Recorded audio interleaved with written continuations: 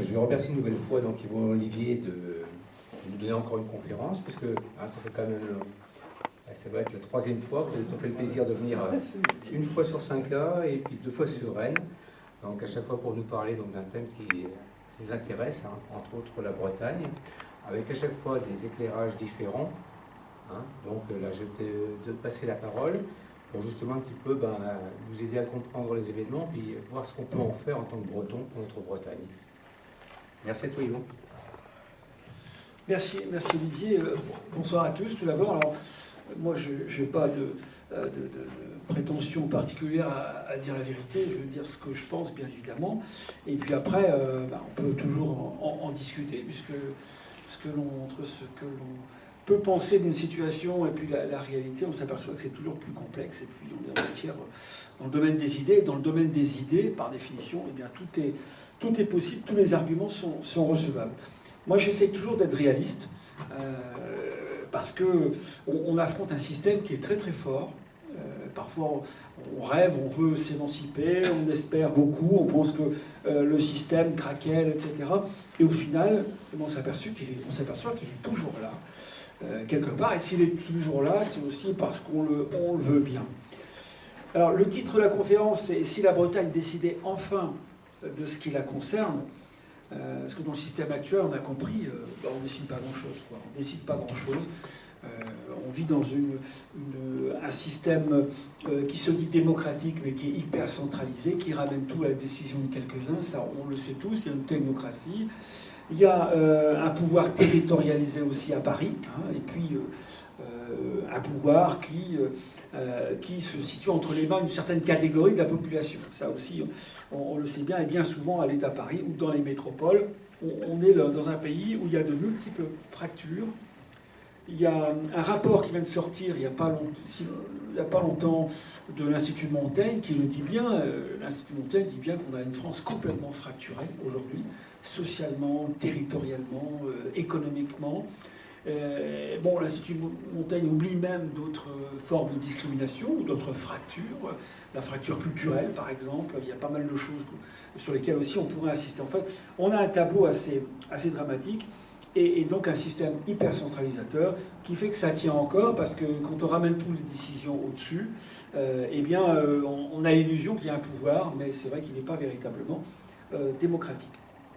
En tout cas, au sens où moi je peux l'entendre. Parce qu'on ne décide finalement jamais des choses qui nous concernent directement. De ce qui est important pour nous en Bretagne, on ne décide pas.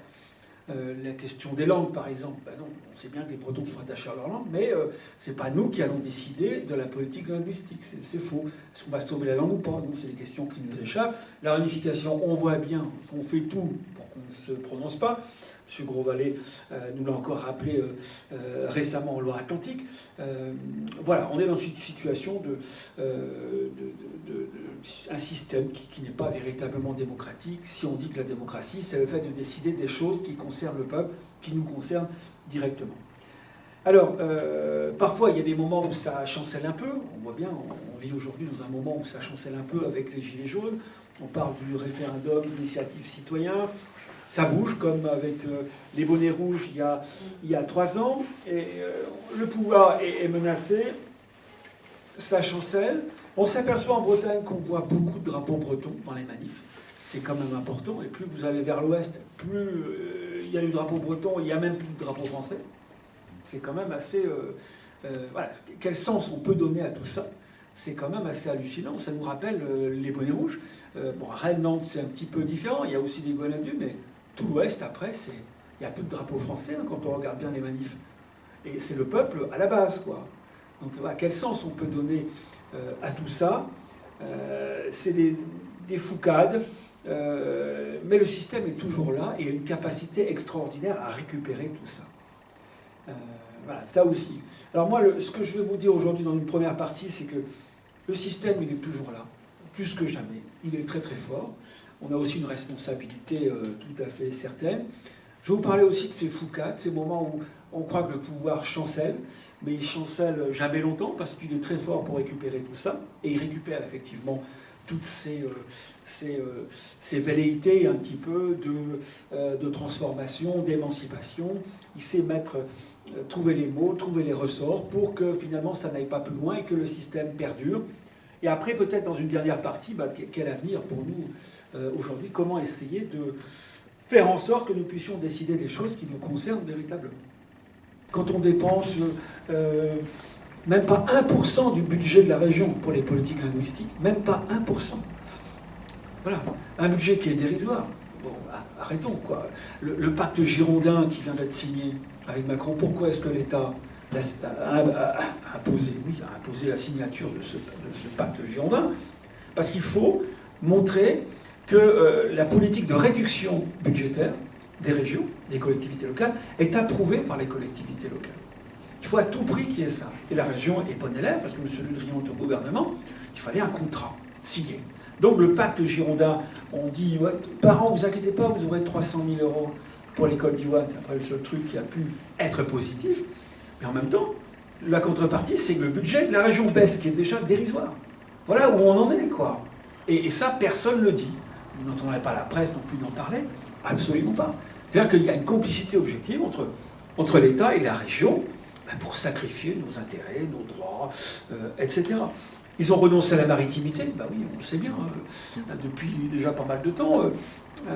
Même à l'époque de Sarkozy, déjà nos élus étaient en dessous de tout. Monsieur Le Drian nous assure que, d'accord, on n'aura pas les corridors du Brexit, mais l'État veille au crin, on pourra aussi avoir un peu d'argent pour moderniser nos ports. De qui se manque-t-on en 2015, Monsieur Le Drian participait à un comité interministériel où on a recentré tous les crédits vers 3 ports. Et ce n'est pas des ports bretons. Voilà. La réalité est là, c'est que nos élus, voilà, ils ont renoncé tout simplement à la Bretagne. Alors pour la petite histoire, je prépare un livre là, qui va sortir aux éditions Le Temps, où je dis c'est une lettre à ceux qui ont renoncé à la Bretagne. J'expose absolument tout ça depuis le début, parce que c'est bien que ce soit marqué, c'est bien qu'on sache, c'est bien que nos enfants aussi s'en rappellent, voilà, de la défaillance énorme de nos élus au sein d'un système qui nous parle beaucoup de démocratie, etc., qui nous donne une petite idée de la démocratie, mais qui est tout le contraire, en quelque sorte. Alors, il y a évidemment des mouvements d'émancipation, des soubresauts, des foucades, comme on dit, comme ce que je disais tout à l'heure, mais ces foucades-là, en fait, il ne faut pas trop s'illusionner non plus, elles sont toujours récupérées par le système. Le système est plus fort. On l'a bien vu pour les bonnets rouges. Qu'est-ce qu'on a gagné au final? Bon, l'écotaxe. Enfin, c'était tellement malmené cette histoire-là que c'est déjà une belle victoire, parce qu'il y a eu une révolte collective, il y a eu une réaction bretonne très, très forte et très très bretonne. Quand on est à la Bretagne, on a quand même réussi à faire plier le pouvoir. Mais après tout, on a cherché à étendre un peu cette révolte-là pour construire quelque chose de positif sur le terrain culturel, sur le terrain de l'autonomie, vivre, décider de travailler en Bretagne, décider en Bretagne, c'est important ça. Et là, qu'est-ce qu'on a gagné? Rien. Ce que je disais tout à l'heure, le pacte d'avenir qui a été signé, c'est absolument rien, quoi. Sur le plan de l'autonomie, absolument rien. La loi, on sait bien que la loi 2013-2014, la loi NOTRe, etc., et puis les lois de la réforme territoriale de M. Hollande n'ont strictement rien apporté. Rien apporté. Ou alors avec des processus qui sont tout simplement imbuvables, qui sont impraticables. Donc on n'a absolument rien en termes de pouvoir nouveau. En termes de... un petit peu des panneaux bilingues peut-être, mais c'est même pas généralisé, donc ils n'ont même pas respecté leurs paroles. Et puis, s'agissant de la Convention sur les langues, c'est tellement dérisoire qu'il ne faut même pas en parler, quoi. On se moque de nous, littéralement, et je pense que ce qui est encore plus scandaleux, c'est que des élus à la région aient osé signer une convention qui ne prévoit pas d'obligation précise. Ça, c'est un vrai scandale. Un vrai scandale. À la limite, l'État, il suit sa politique, ses intérêts. Voilà, c'est l'intérêt de la France, c'est la langue unique, etc., monolithique. Voilà, on sait tout ça, l'unicité du peuple français. Mais que des Bretons se plient à ça et signent ça, là, je dis que c'est un véritable scandale. Il n'y a même pas eu de comité de suivi, d'ailleurs. Mais pourquoi un comité de suivi ici? Il n'y a tellement rien dedans. Voilà, donc... Et ensuite, les bonnets rouges, ça s'est passé comment? Ils ont été récupérés politiquement. C'est un peu ça, hein. Il y en a qui sont partis avec le PS, d'autres avec Pradec. C'est toujours pareil, parce que ces mouvements-là sont très forts quand on est en dehors du champ politique, comme les Gilets jaunes. Dès qu'on rentre dans le champ des partis politiques, là, de suite, ça s'affaisse, automatiquement. Ils sont, en quelque sorte, récupérés, puis la bulle disparaît. Alors, les Gilets jaunes, alors, évidemment, il y a eu... ce qui est très très fort là-dessus, c'est qu'on a eu quand même quelque chose de spontané. Réaction spontanée, c'est venu de plusieurs endroits, et puis la mayonnaise a prise. Voilà. Ça a pris, ça c'est évident. 3 mois après, on est toujours quand même dedans, même si ça diminue un petit peu. Mais voilà, alors que pour les Bretons, les bonnets rouges, c'était quand même un peu plus téléguidé, c'était quand même un peu plus réfléchi. Il faut voir les choses. Des gens qui ont eu le temps de réfléchir à ça. Vous savez, les Bretons sont assez organisés parfois, on discute beaucoup entre nous, puis on dit tiens là il faudrait faire ci, il faudrait faire ça, donc entre les paysans, les patrons, etc. C'est passé des choses. Hein. Bon. Et là, c'est carrément avec les Gilets jaunes, c'est le peuple à la base, les Gilets jaunes qui... voilà, la mayonnaise a prise. Et comme élément fort, on a évidemment la dialectique démondialisation, avec la question sociale qui est tout à fait importante. L'aspect pouvoir d'achat a déclenché un petit peu tout ça avec le prix du gasoil. Ce qui est important de relever aussi, c'est la conjonction des extrêmes. Droite et gauche ensemble dans les manifs. Extrême droite, extrême gauche. C'est quand même assez étonnant. Et même une droite très dure, même une droite royaliste. On voit des gens qui étaient royalistes qui viennent manifester avec des gens d'extrême gauche et qui viennent casser les devantures des députés macronistes. Enfin, ça va... Voilà. Et après, ils nous disent tous qu'ils sont le peuple, nous sommes le peuple. Les gens d'extrême droite, qui croient en la nation aussi, la nation, mais contre l'Europe, etc., et contre la République qui trahit la nation, etc. Enfin, on voit des choses qu'on ne voyait plus vraiment. Il concerne tout le territoire et pas que la Bretagne. Il exalte des valeurs nationales et révolutionnaires. Il y a aussi donc, le peuple contre ceux qui bénéficient de la mondialisation. Ce n'est pas uniquement que mondialisation, démondialisation, mais il y a un peuple quand même qui, par rapport aux gens plus riches, ne le supporte plus. Quoi. Il y a eu on a entendu des choses très très dures sur les gens qui gagnaient même 5 000 euros. 4 5 000 euros, on ne fait pas partie des gens les plus riches, mais même ça, pour les gens qui sont en bas de l'échelle sociale, ça paraît plus acceptable, et ils sont prêts manifestement à faire le coup de poing. Et c'est aussi le peuple, évidemment, contre ses élus professionnels. Ça, c'est intéressant pour nous. Le peuple contre ses élus professionnels. Parce que, qu'est-ce qu'on reproche nous au système en tant que Bretons? Ben, c'est ça, c'est qu'on est trahi en permanence par des élus qui sont des élus professionnels. Et ça, c'est une corde sur laquelle il va falloir jouer. Je pense vraiment dans les temps qui viennent. Parce que le peuple n'en peut plus de ces gens qui font partie de l'élite.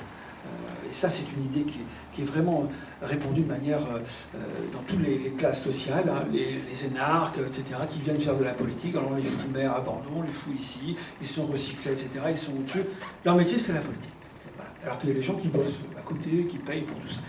Ça, c'est une sacrée... c'est vraiment un terrain à investir, et je pense que quand on partira pour les prochaines élections régionales, il faut vraiment qu'on mette l'accent là-dessus. Nous, on n'est pas des responsables politiques professionnels, on veut mettre de l'ordre en Bretagne, on veut rétablir les choses, on fait un mandat et on fout le camp, on laisse la place à l'autre. Ça me paraît un ressort tout à fait intéressant. Il y avait aussi évidemment les territoires oubliés face aux métropoles, hein, aux bourgeois, avec une volonté de décentralisation, de fédéralisme, mais on a du mal à lui donner une tournure précise. C'est vrai qu'on sent qu'il y a une volonté de décentralisation, de prendre les décisions, ça va de pair avec le RIC, etc.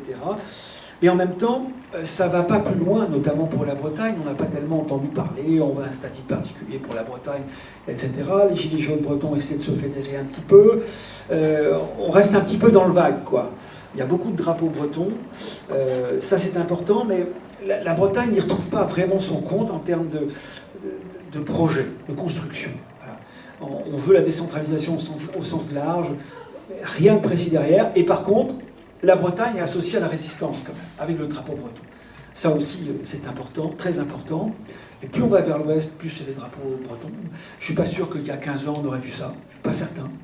Il se passe quand même quelque chose. Donc, pour ceux qui font de la politique, qui sont bretons, qui font partie d'un partis politiques bretons, comme vous, il faut vraiment réfléchir à ça. Il y a un terreau là, assez extraordinaire. Alors, comment parler à ces gens-là? Comment ça se fait qu'on n'arrive pas suffisamment à capter toutes ces frustrations, ces espérances, cette foi dans la Bretagne, cette Bretagne qui résiste, qui veut vivre, c'est aussi ça. Voilà, elle est là, la Bretagne, quoi. Donc, ne désespérons pas, même si nos scores aux élections ne sont pas fameux. Il y a un vivier, là, tout à fait extraordinaire. Il faut savoir parler au peuple, voilà. Et là, peut-être qu'on a encore pas mal de boulot. Donc, il y a un décalage entre les idées qui sont dans l'air, le RIC, tout le monde veut la démocratie directe, c'est super. Bon, alors je ne sais pas ce qui en sortira à passer à la moulinette Macron. Et en même temps, on avait le droit de pétition qui a été créé en 2003. L'État français avait mis tellement de fermeture à ça, tellement des quorums impossibles, 10% du corps électoral infaisable. Ben, on l'a fait en Loire-Atlantique. Bretagne Réunie l'a fait. Et alors qu'on parlait du RIC partout, etc., Grosvalet, le président, nous fait une carabistouille extraordinaire. On lui demandait simplement de mettre à l'ordre du jour la consultation des Bretons de Loire-Atlantique sur la réunification. Il ne veut pas, il n'a pas voulu. Ah, il a répondu à côté du problème. Voilà. C'est abominable ce truc-là. Mais qu'a dit la presse? Ben, pas grand-chose. Les Gilets jaunes, même les Gilets jaunes, n'étaient pas vraiment, c'est un peu complexe comme histoire, pas vraiment informés non plus. Donc là, il n'y a pas une conjonction, si vous voulez, entre les militants bretons, ceux qui défendent la Bretagne, et puis les Gilets jaunes qui veulent plus de décentralisation, machin truc. Le lien, il ne se fait pas. Les Gilets jaunes restent sur les généralités. Mais nous, on voit bien le truc parce qu'on est au courant quand même du problème. C'est une carabistouille abominable, ce truc-là, avec un mensonge éhonté, quoi. Voilà. Et puis le Grosvalet, il peut après aller dans la presse, parler de démocratie, de décentralisation. Et aucun journaliste le prend en mot. Aucun journaliste le renvoie dans les temps. Monsieur, oui. Donc, il y a quand même un souci entre les idées vagues, voilà, l'air du temps, et ce que nous, Bretons, on va pouvoir récupérer de concret, quoi. Là, il y a matière, manifestement, à travailler. Là, peut-être qu'on n'est pas encore assez bon aussi en termes de communication. Bretagne Réunie a fait un très très beau boulot, on va dire, pour récolter les signatures. Après, il y a la sortie. Monnayer un peu cette victoire. Et peut-être que là, justement, on n'est pas très très bon, quoi. Voilà. Donc, moi je pense que les Gilets jaunes, leur avenir, c'est la récupération par le politique. Hein. Ça commence à s'effacer. Prochaines élections, il y aura des Gilets jaunes partout, sur toutes les listes. Et ça va complètement se dégonfler. La force d'un mouvement comme ça, c'est en dehors des partis. C'est pas d'être dedans. Aujourd'hui, il y a un discrédit des partis politiques extraordinaire. Ça, il faut le savoir pour nous aussi, même nos partis bretons. Parce que même nos partis bretons, qui sont des partis qui n'ont jamais exercé le pouvoir, même eux sont discrédités. Ils sont trop petits, pas assez, voilà. Et puis des politiques, voilà. Pour nous, moi je vois, ça doit nous interpeller, je pense, pour les prochaines élections régionales, j'en parlerai tout à l'heure, mais je pense qu'il faut essayer de se présenter autrement. Je pense qu'il faut faire de la politique, mais sans le dire. Il faut dire que c'est le peuple qui fait de la politique. Il faut avancer sur l'étiquette société civile, quoi. Voilà, avec les partis politiques derrière, évidemment, autant de s'unir. Mais il ne faut pas forcément dire. Je pense qu'il faut, et je pense que comme ça, si on arrive à présenter quelque chose comme ça, je pense qu'on pourra déjà peut-être s'unir un peu plus, et puis on pourra peut-être présenter quelque chose de cohérent aux Bretons, et peut-être qu'ils nous feront confiance. C'est des idées que je jette en l'air, hein. Je comprendrais tout à fait que vous ne soyez pas d'accord avec moi, parce que c'est assez complexe tout ça. Alors donc oui, comme je disais tout à l'heure, il y a un terreau breton qu'on n'arrive pas à capter, et ça quand même c'est un gros problème. Autre chose avec les Gilets jaunes, c'est encourageant pour nous aussi, parce qu'on voit bien que le système est au bout du rouleau. Il est endetté. Et il ne peut pas se désendetter. Voilà. Et on est obligé de creuser toujours, s'endetter toujours plus. Même Macron qui voulait vraiment, hop, il ne peut pas. Les dépenses sociales, il ne pourra pas y toucher. Donc ça veut dire quoi? Ça veut dire que pour que ça tienne, il va falloir pressurer davantage les gens. Mais les gens ne veulent plus être pressurés, vous voyez bien. Ils pensaient avoir une marge de manœuvre avec le prix du gasoil, les taxes sur le gasoil, etc., des trucs comme ça. Non, il n'y a plus. Donc ça veut dire que le système, il va commencer à craquer d'une manière ou d'une autre. Parce que le ressort du système français, c'est l'endettement. Le système avec une sphère publique hypertrophiée, un nombre de fonctionnaires énorme, etc. Donc pour nous, Bretons, si on veut voir le système se craquer, essayer de proposer autre chose, d'avoir un autre système, bah, c'est peut-être quand même quelque chose d'encourageant. Donc le dénoncer aussi sans relâche, parce que c'est une des failles du système, et qui peut, je pense, nous permettre un jour ou l'autre, en tout cas, de proposer quelque chose. En disant, bah, nous, c'est pas de l'argent qu'on veut, c'est des compétences. Voilà, donnez-nous les compétences. Nous, l'argent, à la limite, on pourra se débrouiller. C'est pas, voilà, on veut pas être... on veut les moyens, faire prospérer nos territoires, un peu comme les Basques. Parce qu'on réussit à faire les Basques, quand même, il y a un renouvellement là-bas de l'économie. C'est assez extraordinaire. Ils ont mis un statut particulier. Puis ça tourne leur économie, ils ont des leviers. Voilà. Il faut arriver à ça. Il faut qu'on arrive à ça un jour, nous en Bretagne. Alors, j'en arrive à ma troisième partie. Comment changer le système? Il est très fort. Donc il faut le bousculer, ce système. Il faut l'attaquer de front. Il y a toujours un chemin. Toujours un chemin, de toute façon, pour s'en sortir. Il faut le démasquer sans relâche. Ne jamais se laisser piéger par ces mots, par ce qui nous envoie comme concept légitimant. Il y a des mots qui sont frelatés. La région, on n'est pas une région, on est un peuple, hein, pas autre chose. Le territoire, ça ne veut plus rien dire. Le territoire, ça veut dire quoi aujourd'hui? C'est plat. La diversité culturelle. Enfin, si on vous parle de diversité culturelle, criez. Parce que c'est au nom de la diversité culturelle qu'on est en train de tuer notre langue, hein, nos langues. Voilà. Vous verrez tous les discours légitimants, en Loire-Atlantique à Nantes, ah ben oui, on ne veut pas la réunification, mais on est pour la diversité culturelle. Alors maintenant, on est breton, je suis désolé, la diversité culturelle, ça vient après.